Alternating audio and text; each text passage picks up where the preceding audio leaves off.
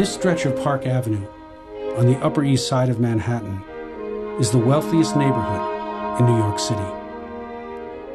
This is where the people at the top of the ladder live, the upper crust, the ultra-rich. But this street is about a lot more than money. It's about political power. The rich here haven't just used their money to buy fancy cars, private jets, and mansions. They've also used it to rig the game in their favor. Over the last 30 years, they've enjoyed unprecedented prosperity from a system that they increasingly control. But if you head north for about 10 minutes, this Park Avenue comes to an end at the Harlem River. On the other side of the water, there is another Park Avenue.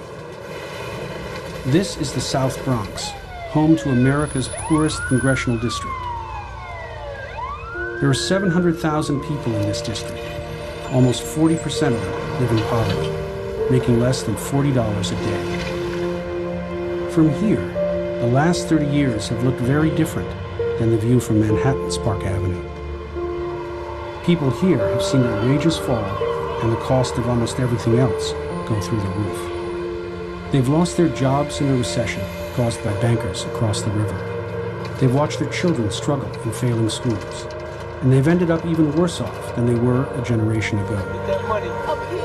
But America is still a land of opportunity, isn't it? A place where anyone can make it to the top if they're willing to work hard and set their sights high. That's what makes this country great. Isn't that what we tell ourselves? But in today's America, what are the chances that someone who starts their life on this Park Avenue will end up living on this Park Avenue?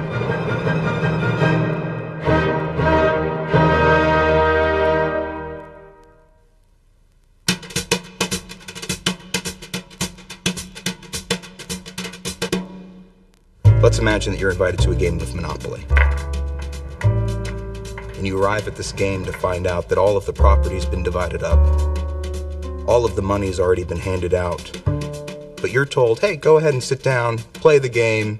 We're going to give you a chance to play just like everyone else.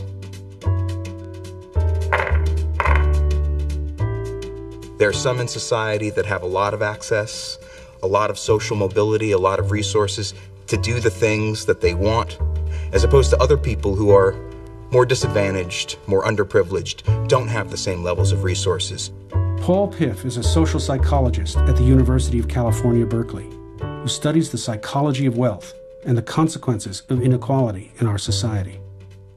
I read about an experiment he conducted, and it caught my interest. Oh wait, I get $200 because I just... Oh yeah. Yeah. Monopoly first became a hit during the Great Depression. It's a game of ruthless dog-eat-dog capitalism. True to the American dream, everyone has an equal opportunity, starting with the same amount of money and the same chance to succeed. Winning is a mix of luck and skill.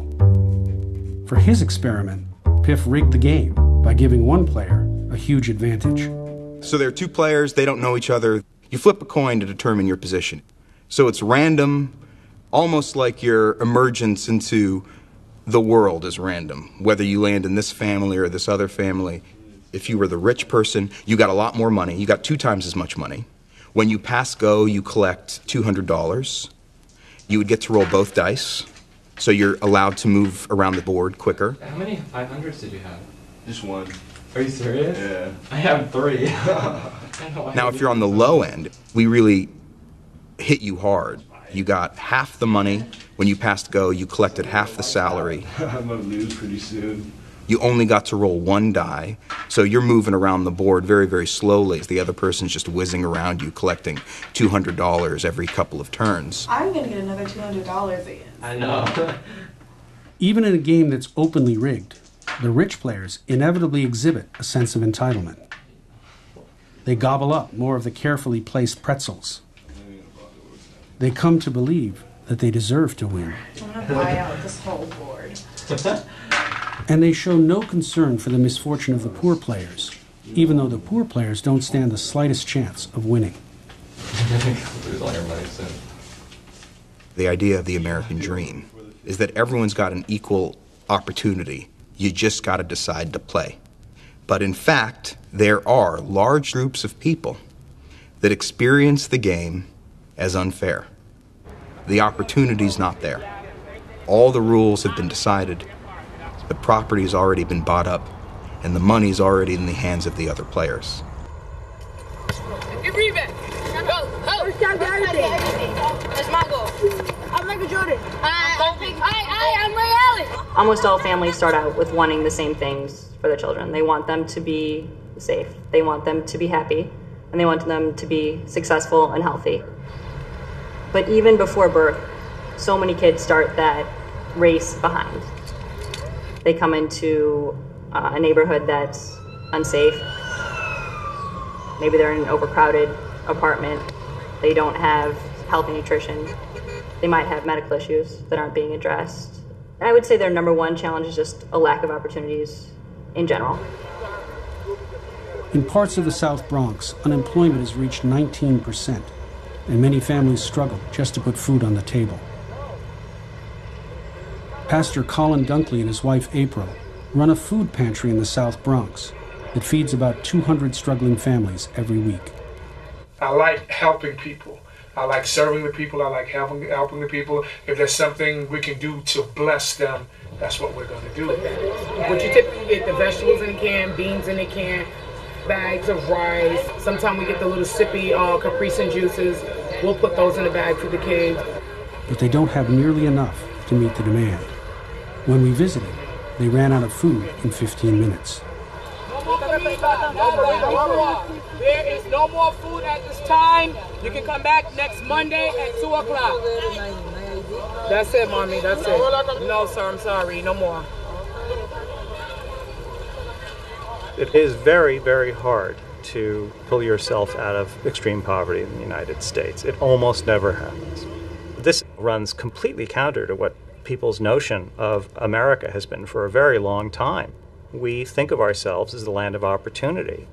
Mobility in the United States lags most other advanced industrial democracies. When I was growing up, the image of America, and the self-image, was of a vast middle-class country.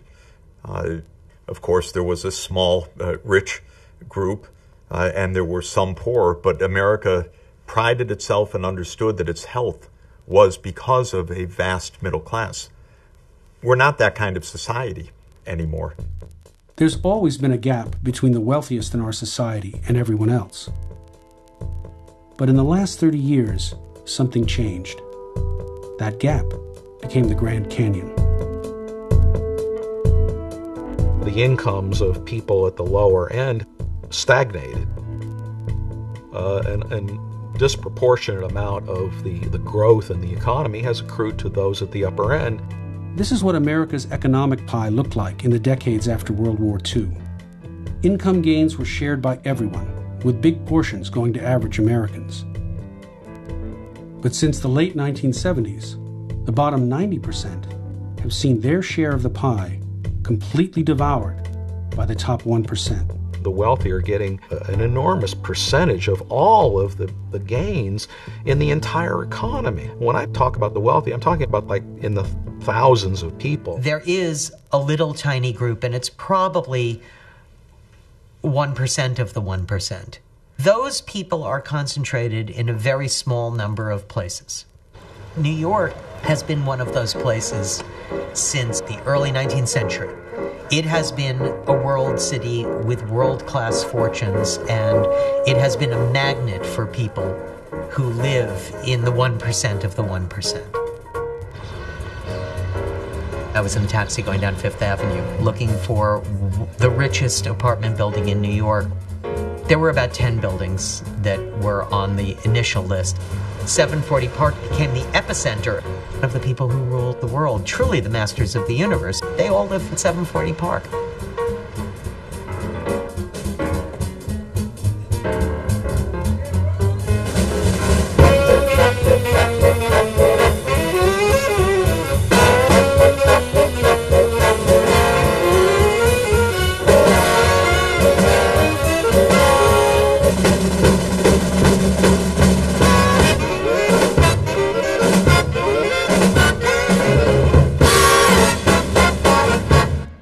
It was known before my book as the Rockefeller Building, but in fact, Rockefeller was not one of the original people in the building.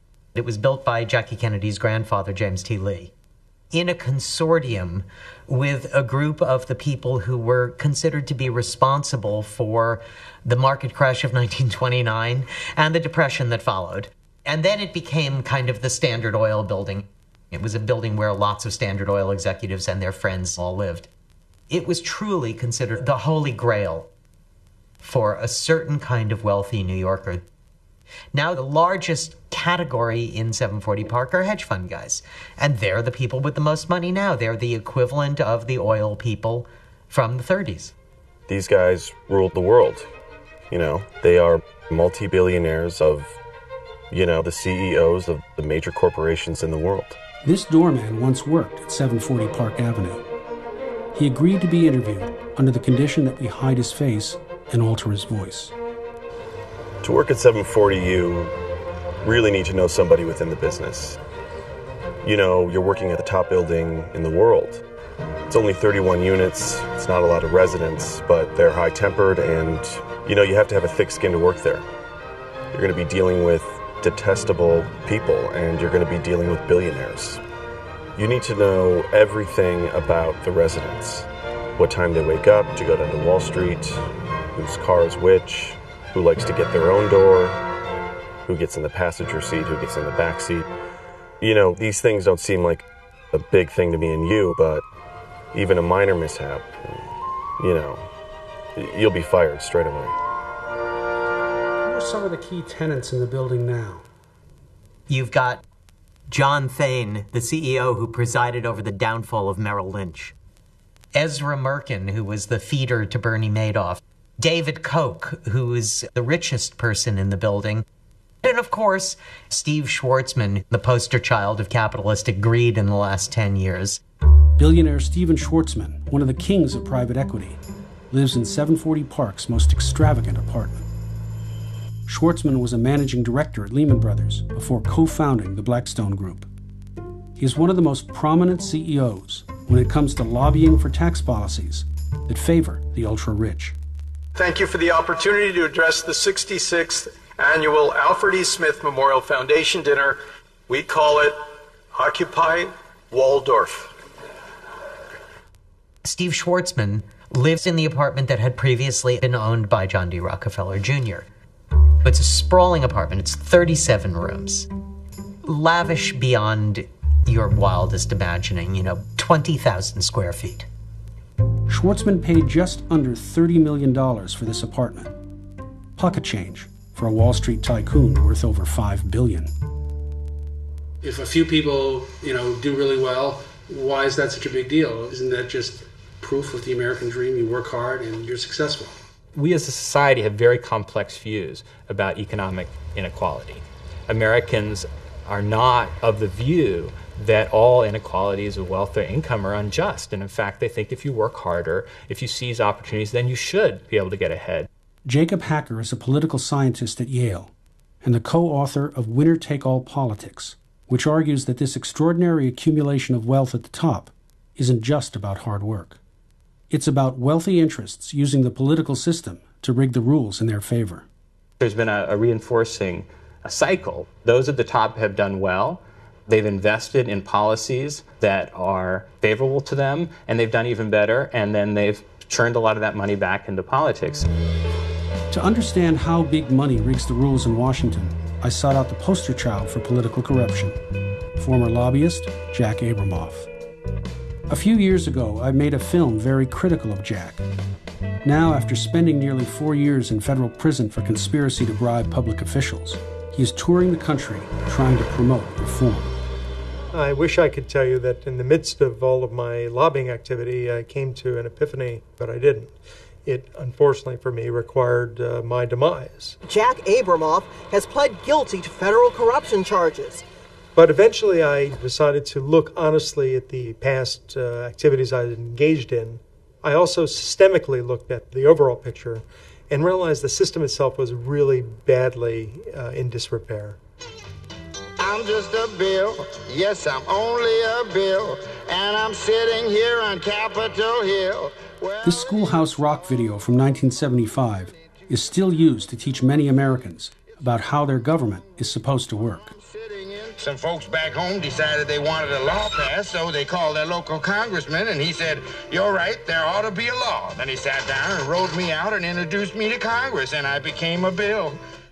It was very cute, but it's not what goes on in Washington. The bill is very rarely, I would say never, typed up by the congressman after hearing from a diverse group of citizens. You know, the staff are busy, the congressman busy, and so they frequently in the past and still avail themselves of the services, let's call them, of the lobbyists to write these bills. The lobbyists will bring in the exact draft of what they want because they want to make sure it is exactly what they need. Now, as a lobbyist, what was your leverage in terms of getting members to sponsor the bills that you had written? Well, a lobbyist needs to get to the decision maker, the congressman and the staff, and that involves, unfortunately, financial conveyances. One of the dirty little secrets in Washington today is how much time members of the House and Senate spend every week, not just in the election season, but all the time, year-round, on the telephone, asking people for money. It's begging for money. It's a sad spectacle. When you have campaigns that are costing tens of millions of dollars, the people who have the money want something back. Money is being used to buy results. That is the problem. That's how I used money. I know what I was doing. So when did this all begin? When did big money take control of Washington?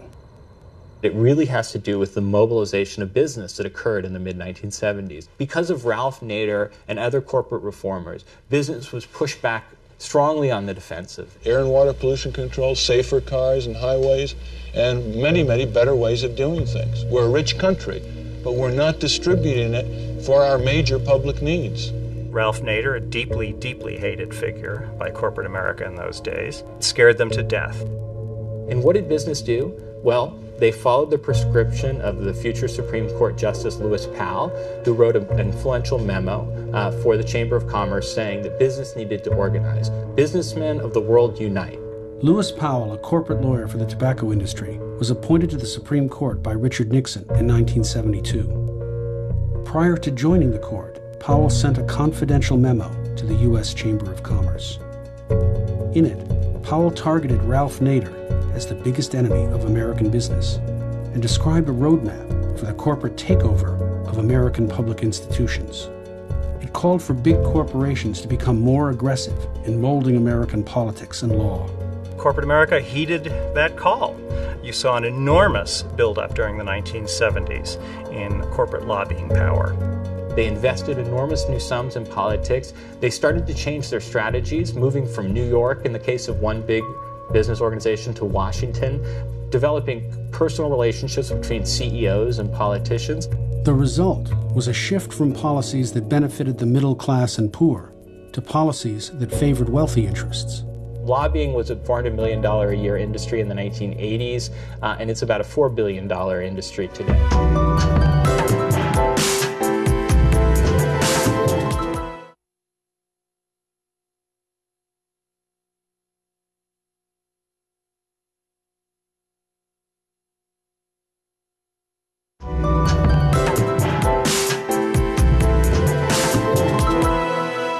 Washington is almost owned and operated by the U.S. corporate sector at this point. There are so many billions of dollars of spending on lobbying. There are so many lobbyists that are in the room writing the regs, writing the laws right now. There is so much financing of political campaigns. There are so many bought politicians. A perfect example of the influence that a small group of billionaires can have on the government is something in the tax code called a carried interest provision. It allows hedge fund and private equity managers like Steve Schwartzman to pay a 15% tax rate on their income, even though, unlike normal capital gains, they're not required to risk their own money. When it's explained to people, they think it's crazy. The most highly paid financial executives get taxed at a rate lower than your mom and pop grocery. It is in the tax code because of the incredibly effective lobbying of the financial industry.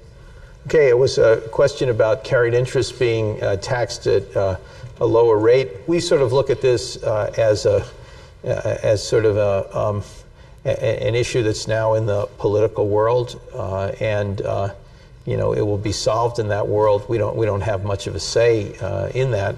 Schwartzman went to Capitol Hill yesterday and stood outside the Senate chamber lobbying senators. Schwartzman was there to fight against higher taxes on so-called carried interest. From 2006 on, every Democratic leader and president, in the case of President Obama, has said, we're going to get rid of this. Let's ask hedge fund managers to stop paying taxes that are lower on their rates than their secretaries. And then magically it manages to survive. Before you know it, the congressional session has ended, and oh my God, we ran out of time. We didn't get to it. We'll do it next time. It appears the Democrats have completed their takeover of Capitol Hill. Even when the Democrats controlled both houses of Congress, they couldn't close the carried interest loophole. The question is why. It passed the House twice, but in the Senate, the hedge funds had a pal in Charles Schumer of New York, the senator from Wall Street, as he was known for many years. Charles Schumer is one of the most powerful senators in the country and has raised more campaign money from the financial industry than any other Democrat currently serving in Congress.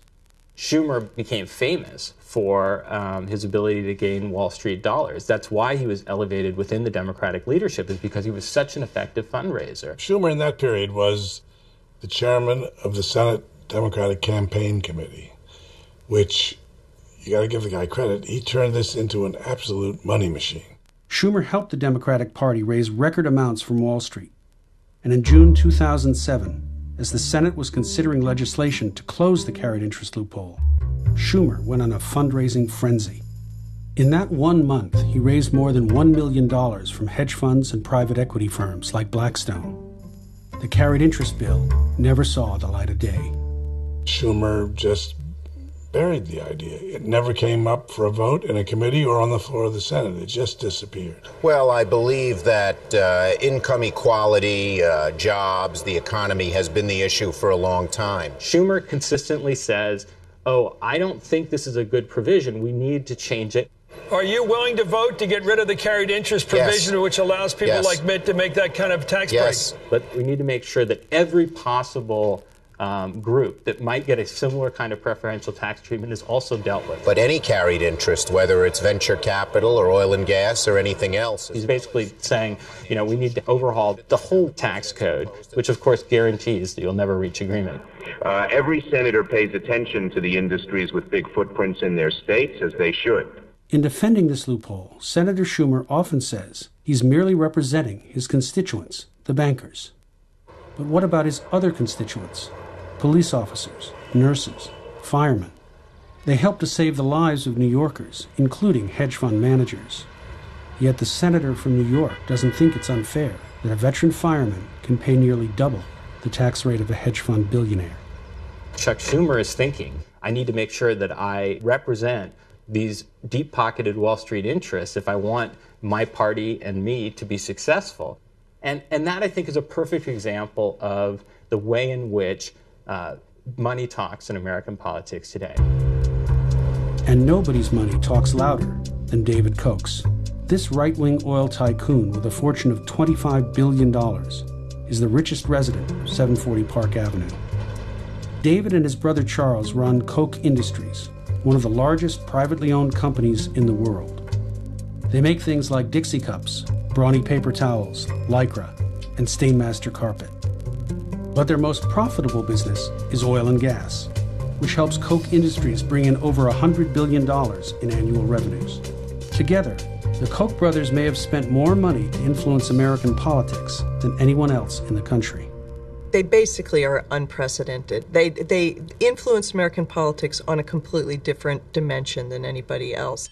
The minute you walked in the joint, I could see you were a man of distinction, a real big spender.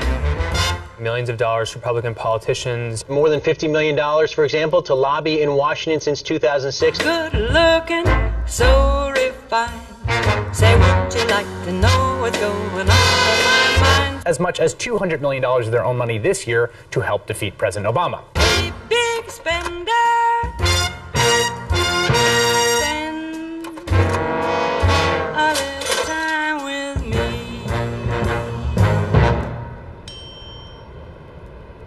In 1980, David Koch actually ran for vice president on the Libertarian ticket. They count on growing sympathy for their party's single goal, freedom from government.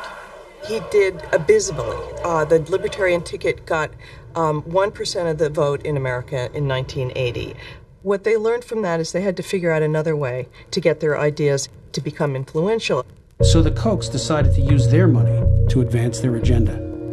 They gave generously to political candidates, but more importantly, they invested heavily in groups that could bring their anti-government ideas into the mainstream. The brothers gave millions to right-wing think tanks, and Charles even founded one, the Libertarian Cato Institute. Government's too big, and it's getting bigger, and we don't want to encourage bigger government. Take the keys to the liquor cabinet away from the alcoholics. The Kochs also wrote out enormous checks to universities to support programs that would promote deregulation and free market economics. Their free market ideology, they argue, is just about principle, but there are many, many areas in which their business interests butt into regulations. Environmental regulations have been especially bad for the Kochs' bottom line, and they've been slapped with numerous fines from the Environmental Protection Agency. We are talking about millions of gallons of crude oil being released into the environment. In 2000, Koch Industries had to pay a $30 million fine for its role in over 300 oil spills. At the time, it was the largest civil penalty in the EPA's history. When you make businesses less competitive because they're having to deal with regulations from the Environmental Protection Agency and other unelected bureaucracies, instead of creating jobs and instead of being able to compete with our foreign competitors, we know it kills jobs. This is Tim Phillips, the head of the Koch brothers' latest venture, Americans for Prosperity. We're genuinely fighting to preserve and expand economic freedom, which we believe is the best way to give folks from every walk of life prosperity and a shot at a better life.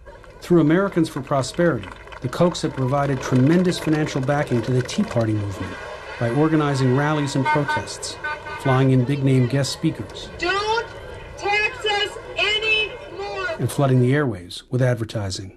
Wasteful spending must stop. Go to spendingcrisis.org to make your voice heard.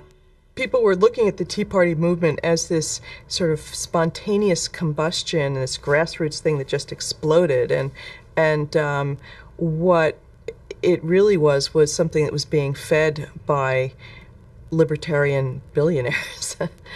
We want the maximum freedom to launch businesses, create opportunity, and expand prosperity. We desire a tax code that does not punish hard work or crush the entrepreneurial spirit that makes America unique in the world. They have this ideology of the free market and how it making money equals freedom. And if you listen to the Tea Party rhetoric, you hear exactly the same phrases. Our side and the side you're on today is the side, frankly, of freedom. They're chanting liberty and chanting no more taxes. Freedom, liberty, and people waking up to the fact that this is our country and it's up to us to take it back. Our rights are being taken away, little by little. But what kind of freedom is Americans for Prosperity talking about? Is it freedom for everyone, or just for billionaires who want freedom from taxes, the freedom to pollute, and freedom from any responsibility to the rest of society? To answer that question, just go to one of their rallies, where you're likely to see signs promoting a once discredited philosopher and novelist who's recently found a new audience.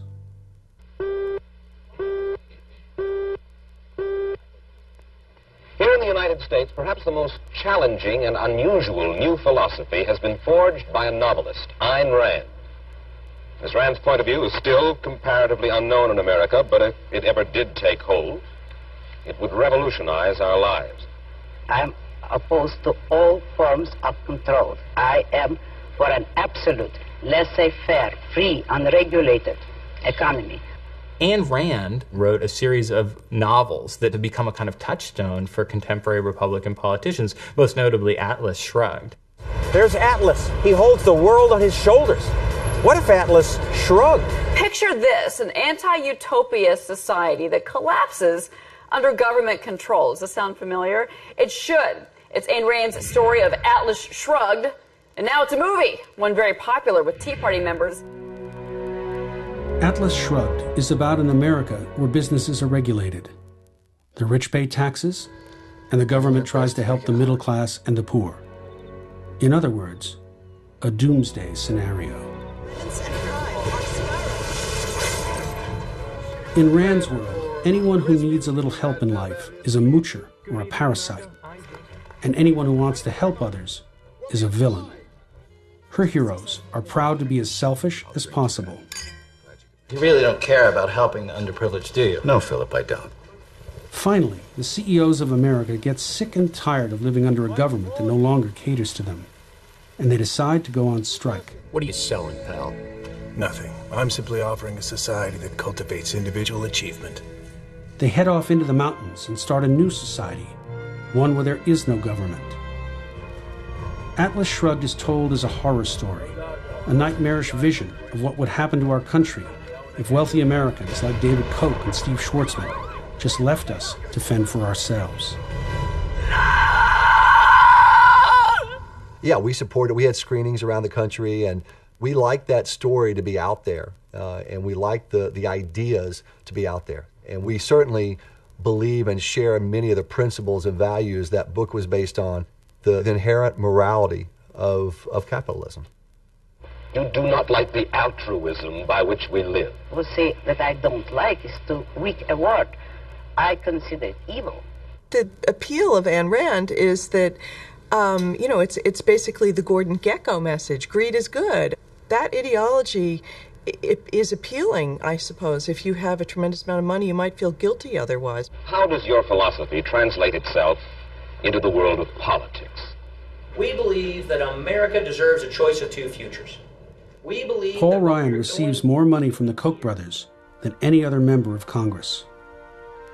He is also the country's most powerful politician to publicly embrace the philosophy of Ayn Rand. By running on his anti-government views, this Republican from Wisconsin became a Tea Party favorite, a powerful member of Congress, and a candidate for high office. With his rise to prominence, Ryan has denied his affection for Ayn Rand. But history tells a different story. I just want to speak to you a little bit about Ayn Rand and what she meant to me in my life and the fight we're engaged here in Congress. The reason I got involved in public service, by and large, if I had to credit one thinker, one person, it would be Ayn Rand. You believe that there should be no right by the government to tax. You believe that there should be no such thing as welfare legislation, unemployment compensation.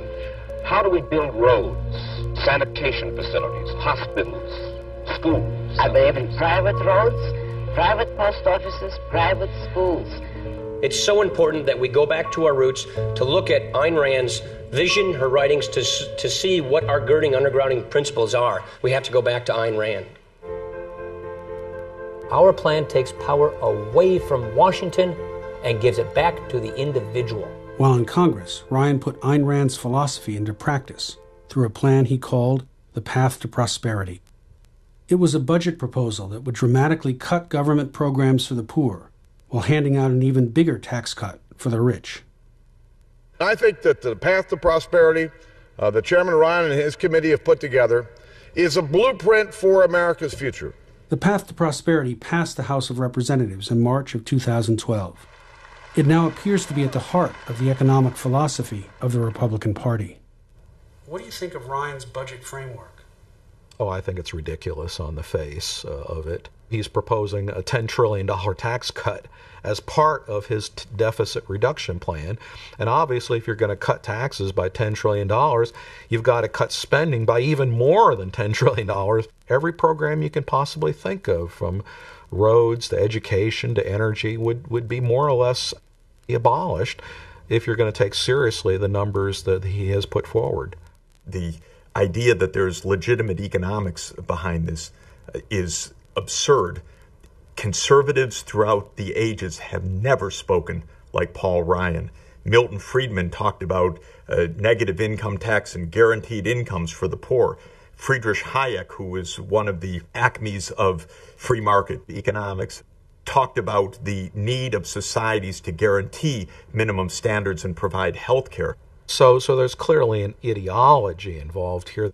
They actually want to use tax policy to eviscerate government programs. My mom used to say to me, son, it don't matter where you begin. What matters is where you end. You live in the United States of America. And that's something that I think is an inherently moral thing about America. It gives you a chance to make it. Much of what they say is about providing opportunity to make money to everybody equally. That's what they would argue about. It doesn't seem to accept the possibility that if you're poor enough and your schooling is bad enough, that you don't really have an opportunity to compete.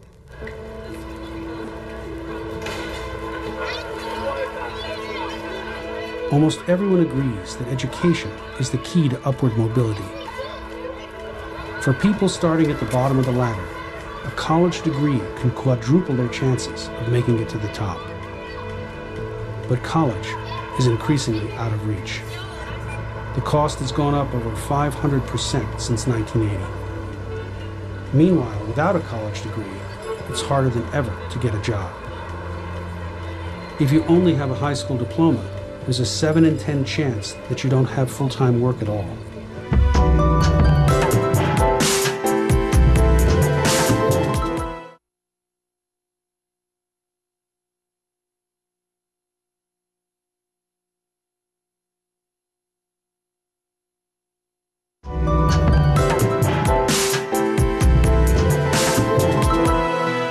It's a cruel irony that the U.S. economy has a desperate need for skilled labor in manufacturing, high-tech, and health industries. But there aren't enough qualified workers to fill those jobs. Even with 12 million Americans unable to find work, training and education programs are being slashed by both parties in favor of tax cuts for the rich. I find it hard to be an optimist right now for people whom I care about and people who the Poverty Institute cares about, people who want to support their families through work and can't. Today, 1 in 7 Americans receives food stamps. More than half of those people are children and elderly. 41% of recipients live in working households. A job is no longer enough to keep Americans out of poverty. For those people that think, okay, they don't need anything, they don't need a handout, they should just go get a job. Yes, as soon as they create jobs for people to get them, then great. I'm pretty sure they'll be there. There's nothing. So what do you do when there's nothing? That's where the safety net comes in. But it's not just the poor who are struggling in America. In Paul Ryan's home state of Wisconsin, many residents who were once middle class now have a hard time meeting their basic needs. In the well-to-do county of Waukesha, over 6,000 people use this food pantry every month. We're seeing more individuals and families that have high education levels and professional training, more so than any other time in our history. The vegetable with beef. My husband lost his job, and so we were working off one income. And we also have a 6-year-old who has a medical condition, so it gets a little expensive with that as well. I would say if we didn't have it, we probably wouldn't get a lot of the things that we need. When you're on unemployment, you're supposed to apply for work 2 places a week, and I was applying every day. I ran out of places to apply to. I would apply at even McDonald's. They never even called me back. I'm hoping our politicians are smart enough to keep these programs. What worries me is when they say they want to cut government spending, I'm thinking low-income housing, because it's all a waste to them. But I don't think they realize how essential it is to us. You know, they make money. They don't have to worry about that. And 9 times out of 10, they've come from wealthy backgrounds. They have no clue what it's like to be this. And until you've been there, it's a whole different ballgame. Paul Ryan's budget proposal would cut the food stamp program by $134 billion over the next 10 years, which could shred the safety net for 8 million people. Our nation is approaching a tipping point. We're at a moment where if government's growth is left unchecked and unchallenged, America's best century will be considered our past century. This is a future in which we will transform our social safety net into a hammock. You can hear Paul Ryan talk about his hammock. This hammock, the average benefit in Wisconsin was $246 a month last year for 2 people, about $350 for 4. Is that enough for you to say, put my feet up in a hammock, I got these food stamps? Feeding people is something that this country can afford to do and should be able to do. That's not a hammock. And if you try to raise our taxes and trample on our liberties, we're either going to beat you or make your life miserable.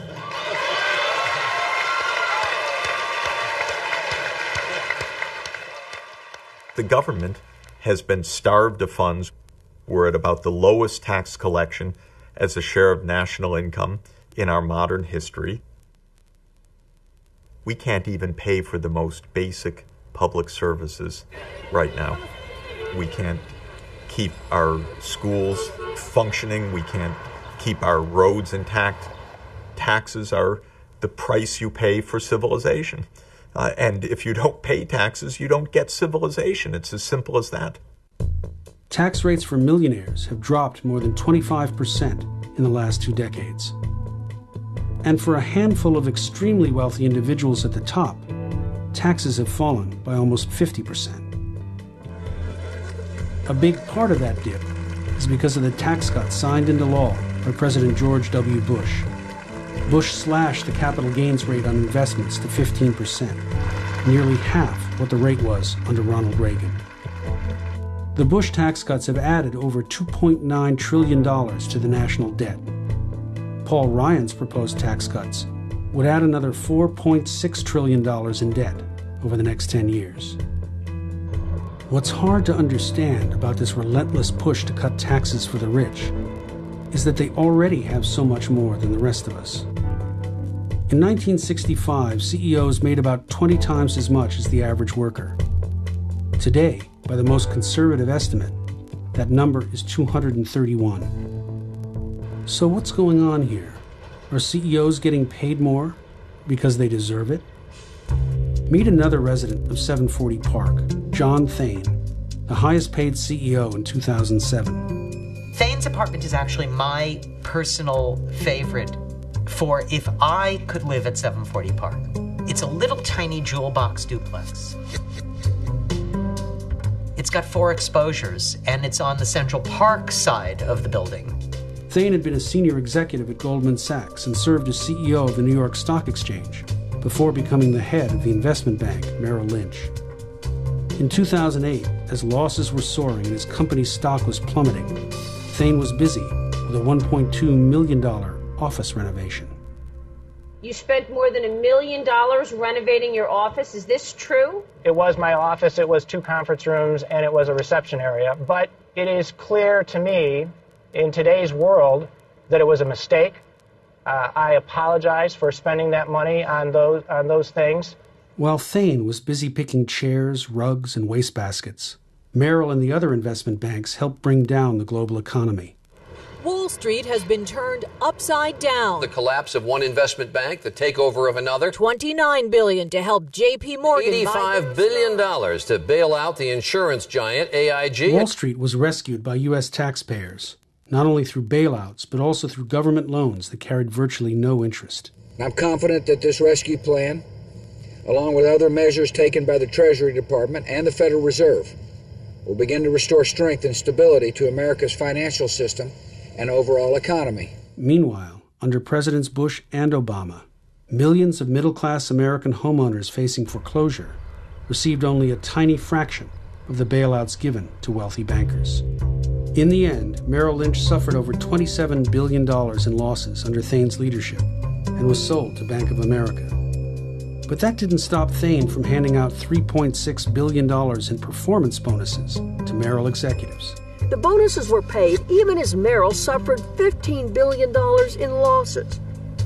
If you live in a world where everyone you know is chasing huge sums of money every day, and their morality is determined by what it's necessary to do to get richer and richer and richer, you're not going to have the same moral constructs affecting your behavior. When I started at 740, I was like, this is great, you know, come around to Christmas time, I'm going to get 1,000 from each resident, you know, because they are multi-billionaires.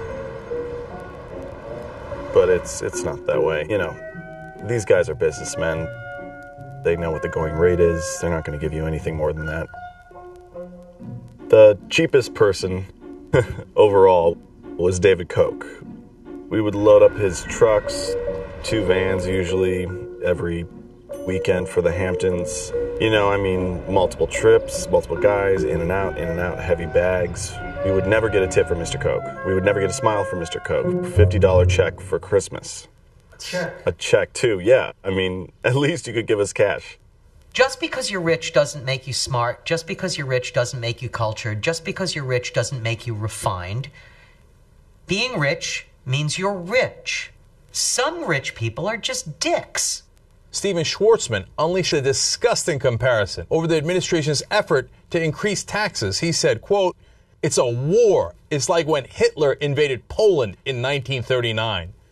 In thousands of different people that we've studied across the country, the more you have, the more entitled and deserving of those things you feel.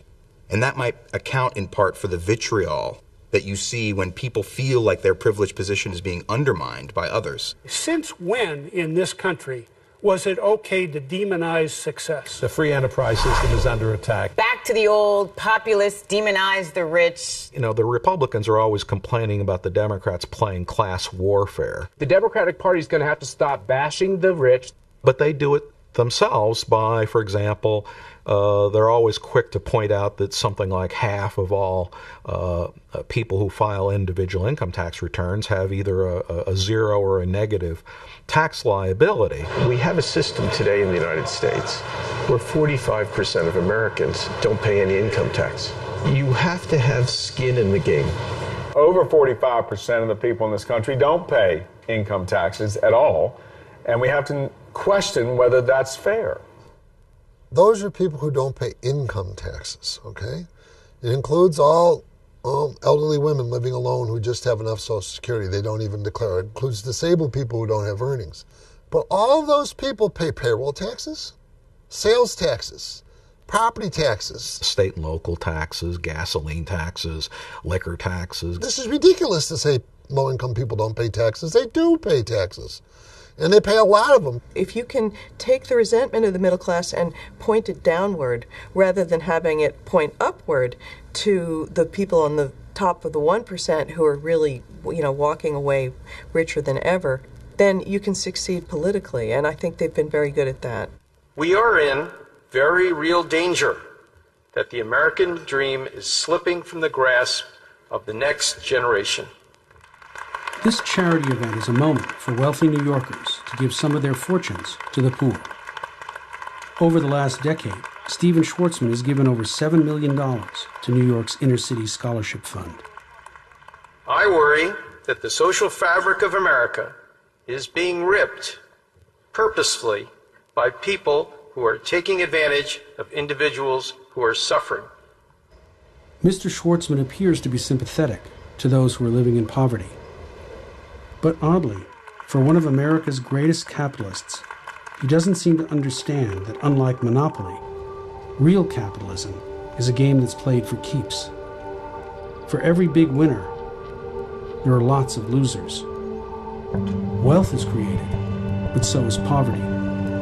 Without popular democracy, all the gains of our economy will go to the top. Show me what democracy looks like! This is what democracy looks like! I'm from Michigan. This is where our money is. People lost their homes in the banking and mortgage crisis, and it went here. There's nothing wrong with being rich. God wants all his children to be rich.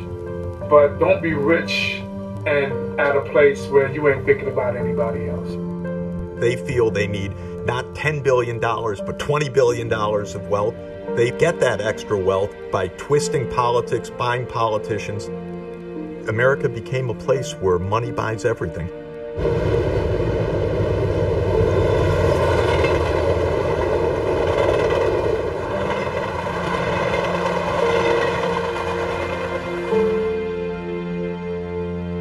The rich are often held up as shining examples of what's possible in America. Proof that anyone can make it. But is there still a bridge to economic opportunity in our country? When we look at the river that separates the two park avenues, do we see a channel to prosperity for everyone? Or a barrier that prevents the poor from crossing? As long as our political leaders depend on the rich to win elections and stay in office, they will write laws to protect the castles of wealth and power on the other side of this river. A river that has become a deep and forbidding moat.